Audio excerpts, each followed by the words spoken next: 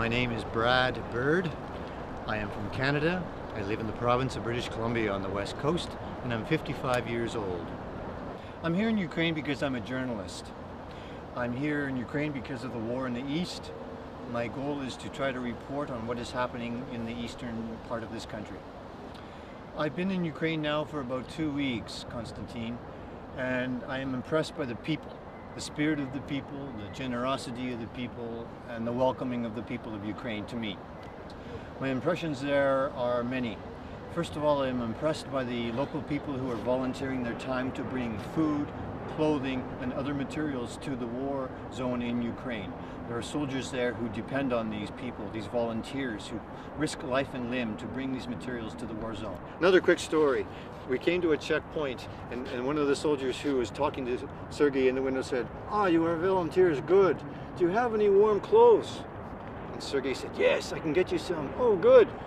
Sergei got out of the van, went around, put the hatch back up, and he distributed gloves and hats and even a big warm coat for the soldiers. And they were so grateful for these things. You got to understand, these men are sleeping out in tents. It's getting cold. And they have a shortage of warm clothes, even a shortage of food, and they need these provisions. I think we have a responsibility as journalists to take the risk and go to the war zones and struggle to get the news out to the world so that people become more aware of the terrible things that are happening in eastern Ukraine. There are ordinary people, citizens who are being abused, who have lost their jobs. 40,000 businesses in eastern Ukraine are not functioning now because of the war. There are thousands of people who have been persecuted, forced from their homes because of the war. There are people living without electricity and potable water because of the war. So human rights abuses has to be one of these points. Another one is the cost. This war in the east is costing a lot of money. I think we have to look at the terrible loss of life. The soldiers, the Ukrainian soldiers, and even Russian soldiers who are dying in this war are individuals, human beings with great potential. That potential is being snuffed out by bombs, by bullets, by abuse. I think going right to North America is a good idea. You will be able to speak directly to hundreds, probably thousands of people who really want to know what's going on.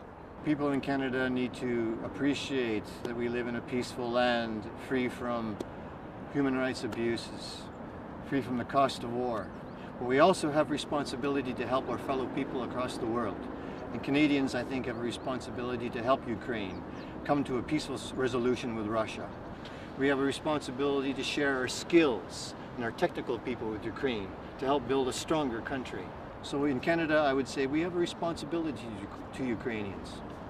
I think people need to understand the truth about human rights abuses that are happening in the East.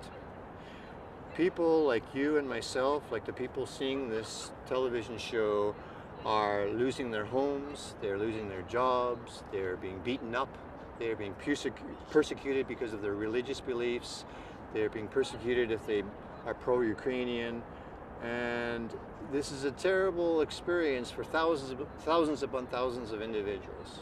I think if you take this message to North America, a certain disgust will evolve. And when enough people become disgusted and angered by what is going on in the world, then action is taken. Then governments pressure governments to take action to stop these abuses. So I think it all starts with the common people and the groundswell.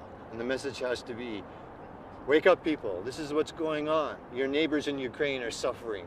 We need to act, we need to speak out, we need to help make changes so that peace returns to that area. That's the message.